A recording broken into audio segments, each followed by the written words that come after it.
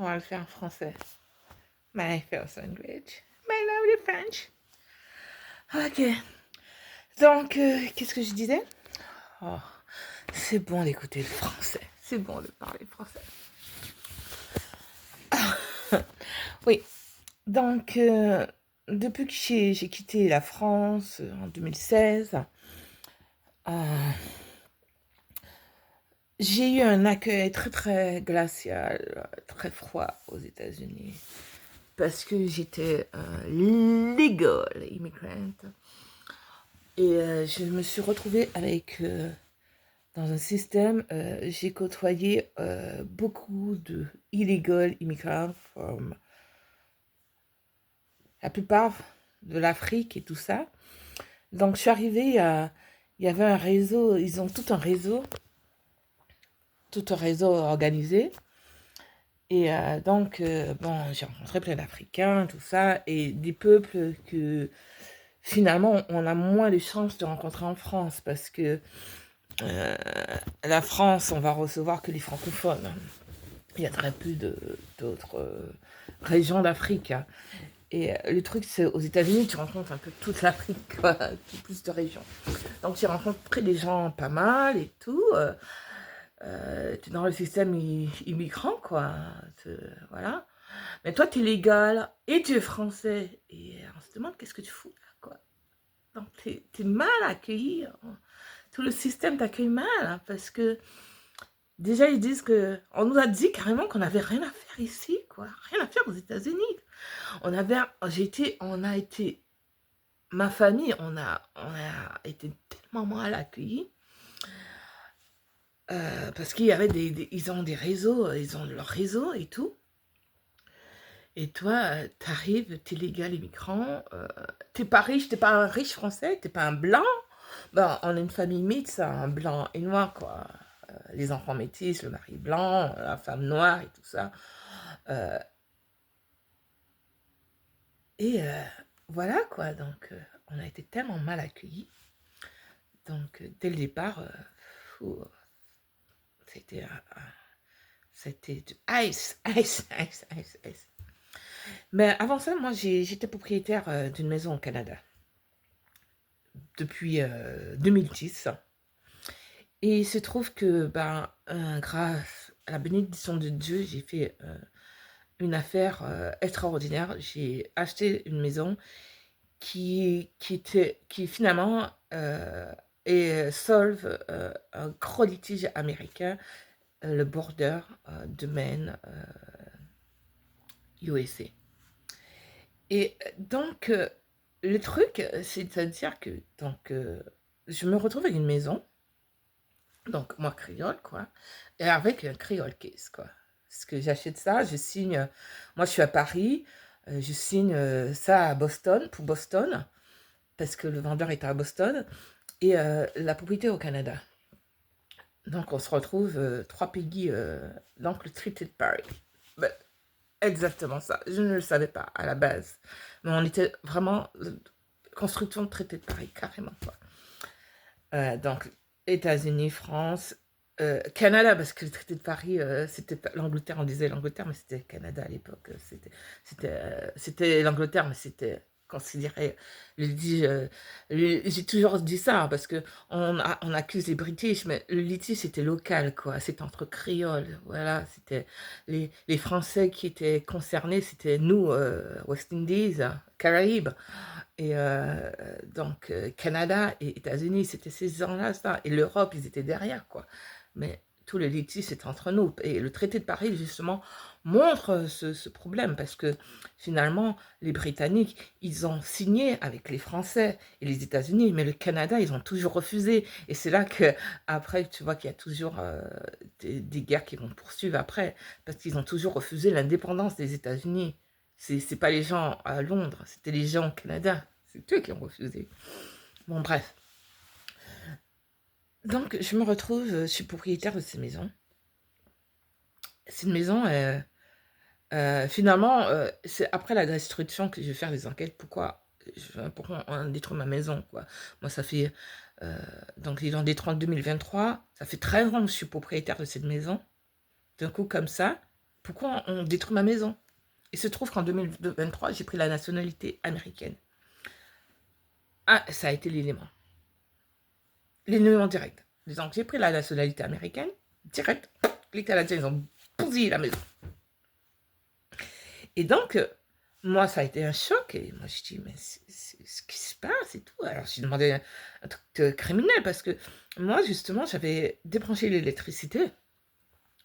Parce que je savais que, bon, on est parti aux États-Unis. Parce que quand on vivait en France, on arrivait à gérer. Mais quand on est parti aux États-Unis et on a eu les difficultés d'accueil aux États-Unis, qui nous a bloqués, comme si tout était fait pour nous bloquer. Donc, on a été persécutés aux États-Unis, ça nous bloquait pour s'occuper du Canada. Donc, non, l'électricité a été coupée parce que je ne voulais aucun incendie. Donc, j'ai la preuve que l'électricité est coupée depuis 2016. Et là, en 2023, donc, 2016-2023, j'ai déménagé aux États-Unis en 2016. 2016 à 2023, il ne s'est rien passé. 2023, je prends la nationalité américaine, pouf, ma maison a explosé. Mais il reste rien du tout. Et il reste rien du tout. La maison a explosé, quoi. Carrément, quoi. Il reste rien, même pas un bois, un poteau. C'est de la cendre. C'est criminel. Et donc, le pompier m'écrit, parce qu'ils ont donné le pompier, chef des pompiers, pour me dire, oh, qu'ils ont reçu un appel le temps d'arriver, la maison avait brûlé. Donc, moi, je connais le truc de pompier, où se trouve, c'est à 5 minutes de ma maison en voiture, hein, 5 minutes. Ça veut dire que ma maison, elle a brûlé en 10 minutes, quoi. Ils prennent les gens pour des cons, quoi. Et le pire, le gars, il me dit, electric fire. I said, what electric fire? I don't have electricity on my house.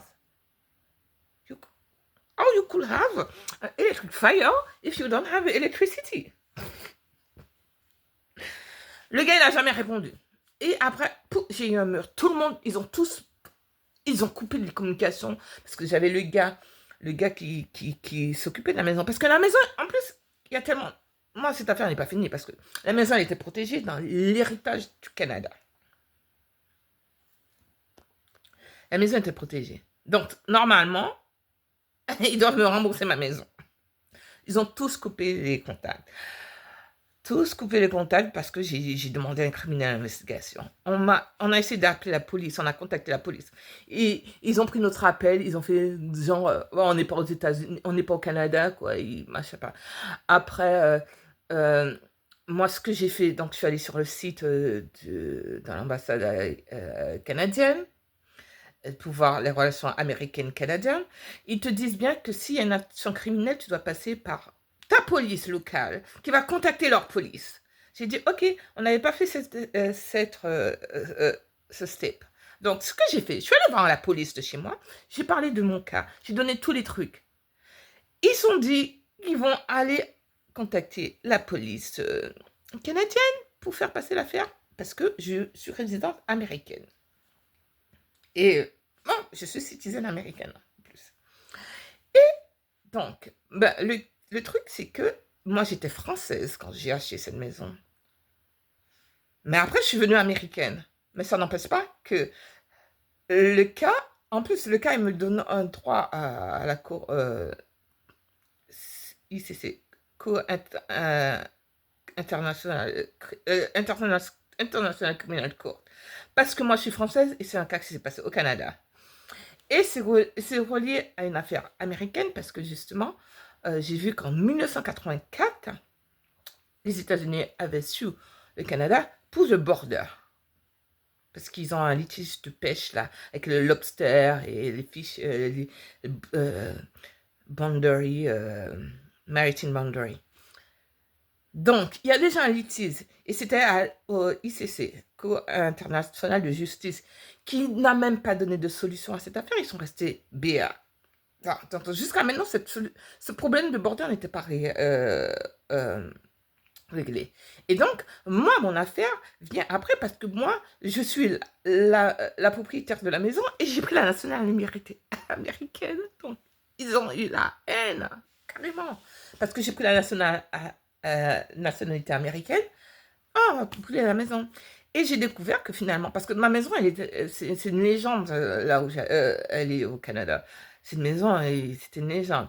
Et quand tu vas faire l'investigation de l'histoire de cette maison, tu vois que le gars, c'est un descendant d'un fondateur de colonie de Boston, de Massachusetts. C'est un gars et c'est un farm owner, il était propriétaire terrien, et donc il était propriétaire de Massachusetts, New Hampshire, Maine. Et donc, quand il y a eu la guerre de 7 ans, qui s'appelle French English War, French Indian War, donc, ses descendants sont allés s'installer à Grand Maham, une île qui, pour dire que c'est américain, c'est ça, parce qu'il y avait un litige. Et donc, finalement, ce qui s'est passé, parce qu'il y avait un litige avec les Indiens et tout ça, et les Anglais, avec les Indiens à cette époque-là. Donc, cette famille-là est partie s'installer là. Et à l'issue de ça, tu as le traité de Paris de 1763 qui va départager du territoire des 13 colonies, avec le 14e colonie, qui était le Nova Scotia, qui était à l'époque New Brunswick, Nova Scotia. C'était un seul bloc, c'était l'État, c'était la colonie de Nova Scotia. Et donc, tu avais les 13 colonies. Donc, parce que finalement, les gens, ils ne parlent jamais de ça. Tu avais 14 colonies. Ils oublient tout ça pour manipuler l'histoire. Mais mon affaire, là, ça fait que ouvrir toute l'histoire. Donc, tu avais 14 colonies et tu avais Nova Scotia et tu avais les 13 colonies américaines. Et après, tu as eu la guerre d'indépendance américaine qui a séparé les 13 colonies de la 14e colonie. C'est ça qui s'est passé. Les British, là, justement, on les appelle les Nova Scotiens les loyalistes. Les loyalistes. Parce que justement, c'était la 14e colonie qui est restée sous la couronne d'Angleterre. Et les 13 autres colonies sont devenues américaines. Mais c'est important ce détail parce que les 13 colonies, donc tu avais une border. Déjà, les colonies avaient leur border. Donc tu as déjà le border de Maine et de Nova Scotia, de New Brunswick et Québec. Tout ça, c'était déjà fait depuis le traité de Paris 1763. Donc quand, après la révolution américaine d'indépendance, il va suivre les borders des 13 colonies. Déjà, ces borders-là qui étaient déjà dessinés depuis 1760, depuis ils appellent ça proclamation line. Depuis la proclamation line, tu as déjà ce border. Donc, ce qui s'est passé, c'est que le gars qui a construit la maison, il est descendant de ce propriétaire terrien qui avait ces terres-là. Et donc, qui était un grand notable de Boston, parce que son histoire est justement, c'est tellement... Roxbury in Boston, c'est un quartier black. Le gars s'appelle... Le patriarche s'appelait William Cheney de Roxbury. Il venait d'Angleterre. Et un de ses descendants, William Cheney de Newbury, qui est parti à Grand Maham Island. Pour dire que c'est américain, c'est ça. Et le truc qui se fait, c'est que le Canada a volé le territoire américain et ils disent que le Grand Maham, c'est canadien. Mais le descendant de ce monsieur-là, de cette famille-là, il a construit ma maison en prenant les codifications du traité de Paris de 1783. L'article 2 donne exactement la désignation de border. Et personne n'est arrivé à lire ça pendant des siècles. Et c'est un créole caisse qui réouvre ça. Parce que justement, ça a été volé sur un créole caisse. Ça a été volé en 1842 par, comment il s'appelle là? Le traité de Webster. Ah, je sais pas comment dire ça. Voilà, c'était un traité qu'ils ont échangé le territoire contre les esclaves, tu vois. Donc, c'est tellement lié à l'histoire créole. Donc, oui, pour extrader les esclaves illégalement au Maine, parce que c'était une violation du Missouri Compromise. Parce que le compromis de Missouri disait que justement, c'est un free state, donc il n'y a pas de silvery. Et donc le truc, c'est qu'ils ont violé ce compromis en faisant extradition de slaves contre l'échange du territoire américain. C'est ce qui s'est passé. Et c'est pour ça la destinée m'a ramené sur cette affaire en tant que créole et française. Et c'est super important parce que moi, je suis guadeloupéenne et c'est la Guadeloupe qui a permis de faire signer le traité de Paris. Ça, c'est super important de savoir ça. C'est à la suite de la bataille des Saintes qu'ils ont capturé la Guadeloupe. La seule victoire des Anglais, parce que après la bataille de York, c'était gagné. Les États-Unis avaient gagné la guerre de l'indépendance. Ce qu'ils ont fait, comme tout le départ, parce que même en 1763, donc le premier traité de Paris, qui a dessiné déjà les premiers territoires, ils ont échangé, ils avaient déjà capturé la Guadeloupe, et la Guadeloupe a été échangée contre le Canada. C'est ça, parce que la Guadeloupe est dans toute l'histoire dès le départ. Donc ils ont échangé la Guadeloupe, ils ont rendu la Guadeloupe à la France, et la France a donné le Canada aux Anglais. C'est comme ça. Et le traité de Paris en 1783, la même chose, ils sont allés capturer la Guadeloupe encore. Parce que la Guadeloupe, c'était la plus riche île, c'était le territoire du sucre. La Guadeloupe a fondé les fondations coloniales basées sur le sucre, la fortune du sucre. C'était l'or de l'époque. Le rhum, le sucre. Et même l'histoire des États-Unis, on dit Tea Party, c'était le rhum party. C'était le rhum de Boston. Boston a fondé sa fortune sur l'alcool. Et c'était le molas, rhum, et ça venait de Guadeloupe. Ils avaient des transactions directement avec la Guadeloupe. Et toute l'histoire de l'indépendance des États-Unis est connectée avec la Guadeloupe parce que justement, quand après le traité de Paris de 1763, quand ils ont rendu la Guadeloupe à la France et ils ont gardé le Canada, les Anglais se sont retrouvés fauchés, quoi. Ils n'avaient plus d'argent, ils étaient endettés, ils étaient broques. Et ils n'avaient plus parce que quand ils avaient capturé la Guadeloupe, c'est là qu'ils ont développé. Ils ont développé l'industrie de rhum et tout ça. De rhum Boston. Et ça avait fait une fortune. Ça faisait une fortune parce que c'était la monnaie d'échange. Justement, c'était le currency de l'époque. L'alcool. Donc, ils n'avaient pas de monnaie. Ils échangeaient les esclaves et le coton et tout ça, les tissus, tout ça, avec du rhum. Et c'est la Guadeloupe qui fournissait le sucre à Boston. Et Boston faisait le rhum et vendait c'était sa monnaie d'échange. Ils ont fait leur fortune comme ça. Et quand donc on a rendu la Guadeloupe à la France et que les Anglais étaient broques et que ils ont voulu mettre pression sur les États-Unis parce que les États-Unis continuaient à faire le business avec la Guadeloupe. Et c'est là qu'ils ont mis le fameux sugar tax. Sugar tax. Le sugar tax concernait nous, la Guadeloupe et Boston. Donc, tout est parti de sugar tax. C'est pas le sun tax, c'est venu après. Mais les gens, qu'est-ce qu'ils en avaient à foutre du thé? Personne ne veut boire du thé de merde. Pardon, je bois du thé, mais je veux dire, c'était pas l'or, c'était le rhum, c'était le sucre. Tout le monde buvait de l'alcool. C'était ça.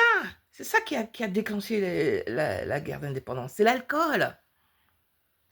Parce que Boston a continué parce que la Guadeloupe a dit, c'est pas... la France à l'époque, mais c'était la Guadeloupe parce que c'était local. Il faut dire qu'on était local. C'est ça qu'on ne comprend pas. Donc la Guadeloupe a dit, c'est pas normal qu'on nous taxe. Pourquoi ils vont nous taxer? Le sugar tax. Et donc, ils ont continué à faire du business avec les États-Unis, avec Boston. Et c'est là que quand l'Angleterre, le Canada, Nova Scotia, tout ça, parce qu'il concluait par Nova Scotia, a voulu contrôler Boston, l'alcool, la fortune, c'est là qu'ils se sont révoltés et ils ont dit non, non, non, non, parce qu'ils étaient assez riches pour être indépendants, pour ne pas dépendre de ce que dit London. C'est ce qui s'est passé. Donc, ils ne voulaient pas dépendre de Port-Royal, or de London. C'est exactement ça. Ils s'étaient connectés avec la Guadeloupe. Et je ne sais pas pourquoi moi, je suis arrivée dans cette affaire. C'est peut-être mon nom de jeune fille, c'est un nom qui n'est même pas français et que j'apprends finalement que c'est un nom écossais. Écossais, irlandais, allemand. C'est pour ça que mon nom, il n'était pas vraiment fameux en France. On n'est pas une grande famille. Parce que c'est pas un nom français. Moi, je suis pas née avec un nom qui est français. Et c'est peut-être ça qui fait que j'ai été l'héritier de ça. Parce que Nova Scotia, Scottish, moi je suis créole, créole case, moi je suis créole avec un nom, un ancien Scottish name, c'est une destinée. Et voilà, donc moi j'ai ma maison. Quand ils se sont rendus compte que je suis une américaine et que j'ai l'évidence du border américain qui est un litige pendant des siècles, on a juste bousillé ma maison.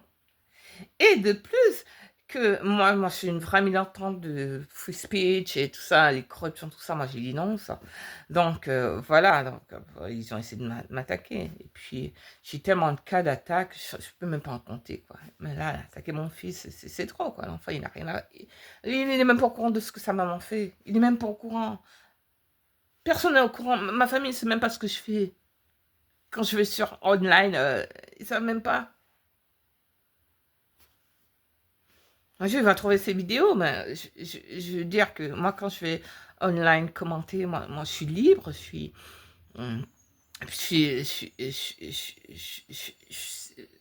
C'est un personnage, voilà, quoi. Ça n'a rien à voir avec ma vie personnelle, ma vie privée. Oh, on attaque ma famille, quoi. On m'a attaqué même à mon travail, mais c'est des conspirations, des trucs de dingue, quoi, carrément, quoi. C'est là que tu te dis, mais c'est fou, quoi. Ces gens-là, ils peuvent pas faire ça, quoi. Ils peuvent pas faire ça. Et le plus, c'est la corruption, etc. Et puis, moi, j'en ai rien à foutre parce que de toute façon, je suis partie. Mais moi mes origines, c'est la préfecture de police de Paris. Donc, moi, j'ai contrarié le système de law enforcement. J'étais dedans, c'était ma famille, tu vois. Moi, je suis passé des années, moi, c'est ça mon background. Et que je vois des corruptions de flics ici, au Canada, c'est ça. Mais je dis, c'est quoi ça? C'est que des gens corruptés par LGBT. C'est fou, ça te choque, surtout quand tu viens du système, quoi. Quand tu es tu viens du système et tu vois ça, tu te dis, mais c'est pas possible. C'est pas possible. C'est là que ça te révolte aussi. C'est là que tu dis non. Tu te dis, mais c'est pas possible, quoi. On peut pas salir on peut pas salir l'intégrité des institutions par la corruption de certaines personnes, quoi. C'est pas possible, quoi. Il faut que ça s'arrête. Et parce que je milite ça depuis, on m'attaque. On m'attaque. C'est des conspirations, quoi. C'est des salauds, quoi.